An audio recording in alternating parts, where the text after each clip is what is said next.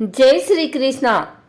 आइए सुनते हैं आज एकादशी पर गीता का यह अध्याय। श्री महादेव जी कहते हैं, प्रिय, गीता के वर्णन से संबंध रखने वाली कथा एवं विश्वरूप अध्याय की पावन महात्म्य को श्रवण करो। विशाल नेत्रों वाली पार्वती, इस अध्याय के महात्म्य का पूरा वर्णन नहीं किया जा सकता। इसके संबंध में सहस्त्रों कथाएं हैं। उनमें से एक यहाँ कही जाती है। प्रणीता नदी के तट पर मेघड़कर नाम से विख्यात एक बहुत बड़ा नगर है। उसके प्रकार 4 दीवारी और गोपुर द्वार बहुत ऊंचे हैं। वहाँ बड़ी बड़ी विश्रामशालाएं हैं जिनमें सोने के खंभे शोभा दे रहे हैं। उस नगर में श्रीमान सुखी, शांत, सदाचारी तथा जितेंद्रिय मनुष्यों का निवास है। वहाँ हाथ में सार्ग नामक धनुष धारण करने वाले जगदीश्वर भगवान विष्णु विराजमान हैं। वे परम ब्रह्मा के साकार स्वरूप हैं। संसार के नेत्रों को जीवन प्रदान करने वाले हैं। उनका गौरवपूर्ण श्री विग्रह भगवती लक्ष्मी के नेत्र कमलों द्वारा पूजित होता है। भगवान की वह झांकी वामन अवतार की है। मेघ के समान उनका श्याम वर्ण तथा कोमल आकृति है। वक्षस्थल पर श्रीवत्स का चिन्ह शोभा पाता है। वे कमल और बनमाला से विभूषित हैं। अनेक प्रकार के आभूषणों से सुशोभित हो। भगवान वामन रत्नयुक्त समुद्र की सदृश जान पड़ते हैं। पीतांबर से उनके श्याम विग्रह की कांति ऐसी प्रतीत होती है मानो चमकती हुई बिजली से घिरा हुआ स्निग्ध मेघ शोभा पा रहा हो। उन भगवान वामन का दर्शन करके जीव जन्म एवं संसार के बंधन से मुक्त हो जाता है। उस नगर में मेखला नामक महान तीर्थ है जिसमें स्नान करके मनुष्य शाश्वत वैकुंठ धाम को प्राप्त होता है। वहां जगत के स्वामी करुणा सागर भगवान नरसिंह का दर्शन करने से मनुष्य 7 जन्मों के किए हुए घोर पाप से छुटकारा पा जाता है। जो मनुष्य मेखला में गणेश जी का दर्शन करता है वह सदा दुष्कर विघ्नों के भी पार हो जाता है। उसी मेघड़कर नगर में कोई श्रेष्ठ ब्राह्मण थे जो ब्रह्मचर्य परायण, ममता और अहंकार से रहित, वेद शास्त्रों में प्रवीण, जितेंद्रिय तथा भगवान वासुदेव के शरणागत थे। उनका नाम सुनंद था। प्रिय, वे सारंग धनुष धारण करने वाले भगवान के पास गीता के 11वें अध्याय विश्वरूप दर्शन योग का पाठ किया करते थे। उस अध्याय के प्रभाव से उन्हें ब्रह्म ज्ञान की प्राप्ति हो गई थी। परमानंद संदोह से पूर्ण उत्तम ज्ञानमय समाधि के द्वारा इंद्रियों के अंतर्मुख हो जाने के कारण वे निश्चल स्थिति को प्राप्त हो गए थे और सदा जीवन मुक्त योगी की स्थिति में रहते थे। एक समय जब बृहस्पति सिंह राशि में स्थित थे, महायोगी सुनंद ने गोदावरी तीर्थ की यात्रा आरंभ की। विक्रम बिरज तीर्थ, तारा तीर्थ, कपिला संगम, अष्ट तीर्थ, कपिला द्वार, नरसिंहवन, अंबिकापुरी तथा कर स्थान पर आदि क्षेत्रों में स्नान और दर्शन करते हुए विवाह मंडप नामक नगर में आए। वहां उन्होंने प्रत्येक घर में जाकर अपने ठहरने के लिए स्थान मांगा, परंतु कहीं भी उन्हें स्थान नहीं मिला। अंत में गांव के मुखिया ने उन्हें एक बहुत बड़ी धर्मशाला दिखा दी। ब्राह्मण ने साथियों सहित उसके भीतर जाकर रात में निवास किया। सवेरा होने पर उन्होंने अपने को तो धर्मशाला के बाहर पाया, किंतु उनके और साथी नहीं दिखाई दिए। वे उन्हें खोजने के लिए चले। इतने में ही ग्रामपाल मुखिया से उनकी भेंट हो गई। ग्रामपाल ने कहा, मुनि श्रेष्ठ, तुम सब प्रकार से दीर्घायु जान पड़ते हो। सौभाग्यशाली तथा पुण्यवान पुरुषों में तुम सबसे पवित्र हो। तुम्हारे भीतर कोई लोकोत्तर प्रभाव विद्यमान है। तुम्हारे साथी कहाँ गए और कैसे इस भवन से बाहर हुए, इसका पता लगाओ। मैं तुम्हारे सामने इतना ही कहता हूँ कि तुम्हारे जैसा तपस्वी मुझे दूसरा कोई नहीं दिखाई देता। विप्रवर, तुम्हें किस महामंत्र का ज्ञान है? किस विद्या का आश्रय लेते हो तथा किस देवता की दया से तुम्हें अलौकिक शक्ति आ गई है। भगवान कृपा करके इस गांव में रहो, मैं तुम्हारी सब सेवा शुश्रूषा करूंगा। यो कहकर ग्रामपाल ने मुनीश्वर सुनंद को अपने गांव में ठहरा लिया। वह दिन रात बड़ी भक्ति से उनकी सेवा टहल करने लगा। जब 7-8 दिन बीत गए, तब एक दिन प्रातः काल आकर वह बहुत दुखी हो महात्मा के सामने रोने लगा और बोला, हाय, आज रात में राक्षस ने मुझ भाग्यहीन के बेटे को चबा लिया है। मेरा पुत्र बड़ा ही गुणवान और भक्तिमान था। ग्रामपाल के इस प्रकार कहने पर योगी सुनंद ने पूछा, कहाँ है वह राक्षस और किस प्रकार उसने तुम्हारे पुत्र का भक्षण किया है? ग्रामपाल बोला, ब्राह्मण, इस नगर में एक बड़ा भयंकर नरभक्षी राक्षस रहता है। वह प्रतिदिन आकर इस नगर के मनुष्यों को खा लिया करता था। तब एक दिन समस्त नगरवासियों ने मिलकर उसे प्रार्थना की, राक्षस, तुम हम सब लोगों की रक्षा करो, हम तुम्हारे लिए भोजन की व्यवस्था किए देते हैं। यहाँ बाहर के जो पथिक रात में आकर नींद लेने लगे उनको खा जाना।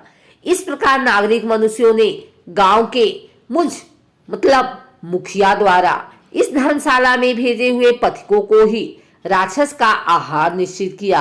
अपने प्राणों की रक्षा के लिए ही उन्हें ऐसा करना पड़ा। तुम भी अन्य राहगीरों के साथ इस घर में आकर सोए थे, किंतु राक्षस ने उन सबों को तो खा लिया, केवल तुम्हें छोड़ दिया। द्विजोत्तम, तुम में ऐसा क्या प्रभाव है, इस बात को तुम ही जानते हो। इस समय मेरे पुत्र का एक मित्र आया था, किंतु मैं उसे पहचान न सका। वह मेरे पुत्र को बहुत ही प्रिय था, किंतु अन्य राहगीरों के साथ उसे भी मैंने उसी धर्मशाला में भेज दिया। मेरे पुत्र ने जब सुना कि मेरा मित्र भी उसमें प्रवेश कर गया है, तब वह उसे वहां से ले आने के लिए गया, परंतु राक्षस ने उसे भी खा लिया। आज सवेरे मैंने बहुत दुखी होकर उस पिशाच से पूछा, ओ दुष्टात्मा, तूने रात में मेरे पुत्र को भी खा लिया। तुम्हारे पेट में पड़ा हुआ मेरा पुत्र जिससे जीवित हो सके, ऐसा कोई उपाय यदि हो तो बता। राक्षस ने कहा, ग्रामपाल, धर्मशाला के भीतर घुसे हुए तुम्हारे पुत्र के न जानने के कारण मैंने भक्षण किया है। अन्य पथिकों के साथ तुम्हारा पुत्र भी अनजाने में ही मेरा ग्रास बन गया है। वह मेरे उदर में जिस प्रकार जीवित और रक्षित रह सकता है, वह उपाय स्वयं विधाता ने ही कर दिया है। जो ब्राह्मण सदा गीता के 11वें अध्याय का पाठ करता हो, उसके प्रभाव से मेरी मुक्ति होगी और मरे हुओं को पुनः जीवन प्राप्त होगा। यहाँ कोई ब्राह्मण रहते हैं जिनको मैंने एक दिन धर्मशाला से बाहर कर दिया था। वे निरंतर गीता के 11वें अध्याय का जप किया करते हैं। इस अध्याय के मंत्र से 7 बार अभिमंत्रित करके यदि वे मेरे ऊपर जल का छींटा दे तो निस्संदेह मेरा श्राप से उद्धार हो जाएगा। इस प्रकार उस राक्षस का संदेश पाकर मैं तुम्हारे निकट आया हूँ। ब्राह्मण ने पूछा, ग्रामपाल, जो रात में सोए हुए मनुष्यों को खाता है, वह प्राणी किस पाप से राक्षस हुआ है? ग्रामपाल बोला, ब्राह्मण, पहले इस गांव में कोई किसान ब्राह्मण रहता था। एक दिन वह अगहनी के खेत की क्यारियों की रक्षा करने में लगा था। वहां से थोड़ी ही दूर पर एक बहुत बड़ा गिद्ध किसी राही को मारकर खा रहा था।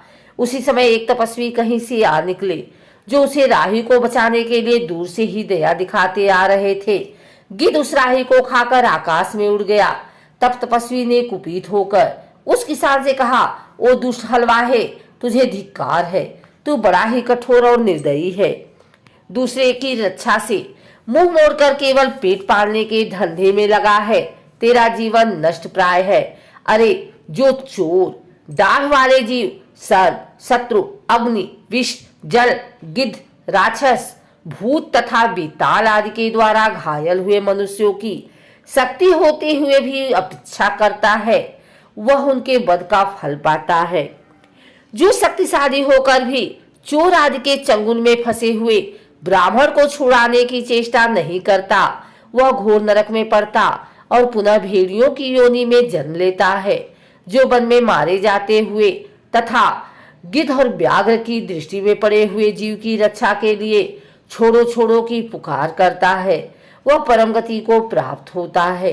जो मनुष्य गौओं की रक्षा के लिए व्याघ्र, भील तथा दुष्ट राजाओं के हाथ से मारे जाते हैं, वे भगवान विष्णु के उस परम पद को पाते हैं जो योगियों के लिए भी दुर्लभ है।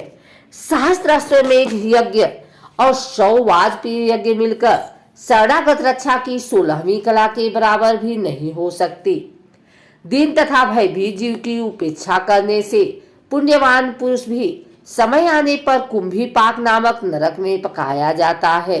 तूने दुष्ट गिद्ध के द्वारा खाए जाते हुए राही को देखकर उसे बचाने में समर्थ होते हुए भी जो इसकी रक्षा नहीं की, इससे तू निर्दयी जान पड़ता है। अतः तू राक्षस हो जा। हलवाहा बोला, महात्मन, मैं यहाँ उपस्थित अवश्य था, किंतु मेरे नेत्र बहुत देर से खेत की रक्षा में लगे थे। अतः पास होने पर भी गिद्ध के द्वारा मारे जाते हुए इस मनुष्य को मैं नहीं जान सका। अतः मुझ दिन पर आपका अनुग्रह होना चाहिए। तपस्वी ब्राह्मण ने कहा, जो प्रतिदिन गीता के 11वें अध्याय का जप करता है, उस मनुष्य के द्वारा अभिमंत्रित जल जब तुम्हारे मस्तक पर पड़ेगा, उस समय तुम्हें सांप से छुटकारा मिल जाएगा। यह कहकर तपस्वी ब्राह्मण चले गए और वह हलवाया राक्षस हो गया। अतः द्विश्रेष्ठ, तुम चलो और 11वें अध्याय से तीर्थ के जल को अभिमंत्रित करो, फिर अपने ही हाथ से उस राक्षस के मस्तक पर उसे छिड़क दो। ग्रामपाल की यह सारी प्रार्थना सुनकर ब्राह्मण का हृदय करुणा से भर आया। वे बहुत अच्छा कहकर उसके साथ राक्षस के निकट आए। वे ब्राह्मण योगी थे। उन्होंने विश्व रूप दर्शन नामक 11वें अध्याय से जल अभिमंत्रित करके उस राक्षस के मस्तक पर दे मारा। गीता के 11वें अध्याय के प्रभाव से वह श्राप से मुक्त हो गया। उसने राक्षस देह का परित्याग करके चतुर्भुज रूप धारण कर लिया तथा उसने जिन सहस्त्रों पथिकों को भक्षण किया था, वे भी शंख, चक्र एवं गदा धारण किए चतुर्भुज हो गए। तत्पश्चात वे सभी विमान आरूढ़ हुए। इतने में ही ग्रामपाल ने राक्षस से कहा, निशाचर, मेरा पुत्र कौन है, उसे दिखाओ। उसके यो कहने पर दिव्य बुद्धि वाले राक्षस ने कहा, ये जो तमाल के समान श्याम, 4 भुजाधारी, माणिक्यमय मुकुट से सुशोभित तथा दिव्य मणियों के बने हुए कुंडलों से अलंकृत है, हार पहनने के कारण जिनके कंधे मनोहर प्रतीत होते हैं, जो सोने के भुजबंधों से विभूषित, कमल के समान नेत्र वाले, स्निग्ध रूप तथा हाथ में कमल लिए हुए हैं और दिव्य विमान पर बैठकर देवत्व को प्राप्त हो चुके हैं, इन्हीं को अपना पुत्र समझो। यह सुनकर ग्रामपाल ने उसी रूप में अपने पुत्र को देखा और उसे अपने घर ले जाना चाहा। यह देख उसका पुत्र हंस पड़ा और इस प्रकार कहने लगा। पुत्र बोला, ग्रामपाल, कई बार तुम भी मेरे पुत्र हो चुके हो। पहले मैं तुम्हारा पुत्र था, किंतु अब देवता हो गया हूँ। इन ब्राह्मण देवता के प्रसाद से बैकुंठ धाम को जाऊंगा। देखो, यह निशाचर भी चतुर्भुज को प्राप्त हो गया है। 11वें अध्याय के महात्म्य से यह सब लोगों के साथ श्री विष्णु धाम को जा रहा है। अतः तुम भी इन ब्राह्मण देव से गीता के 11वें अध्याय का अध्ययन करो और निरंतर उसका जप करते रहो। इसके संदेह नहीं कि तुम्हारी भी ऐसी ही उत्तम गति होगी। तात, मनुष्यों के लिए साधु पुरुषों का संग सर्वथा दुर्लभ है, वह भी इस समय तुम्हें प्राप्त है। अतः अपना अभीष्ट सिद्ध करो। धन, भोग, दान, यज्ञ, तपस्या और पूर्व कर्मों से क्या लेना है। विश्व रूपाध्याय के पाठ से ही परम कल्याण की प्राप्ति हो जाती है। पूर्णानंद संदोष स्वरूप श्री कृष्ण नामक ब्रह्मा के मुख से कुरुक्षेत्र में अपने मित्र अर्जुन के प्रति जो अमृतमय उपदेश निकला था, वही श्री विष्णु का परम तात्विक रूप है। तुम उसी का चिंतन करो। वह मोक्ष के लिए प्रसिद्ध रसायन है। संसार भय से ढरे हुए मनुष्यों की आदि व्याधि का विनाशक तथा अनेक जन्मों के दुखों का नाश करने वाला है। मैं उसके सिवा दूसरे किसी साधन को ऐसा नहीं देखता। अतः उसी का अभ्यास करो। श्री महादेव जी कहते हैं, यो कहकर वह सबके साथ परम धाम को चला गया। तब ग्रामपाल ने ब्राह्मण के मुख से उस अध्याय को पढ़ा। फिर वे दोनों ही उसके महात्म्य से विष्णु धाम को चले गए। पार्वती, इस प्रकार तुम्हें 11वें अध्याय भागवत गीता की कथा सुनाई है।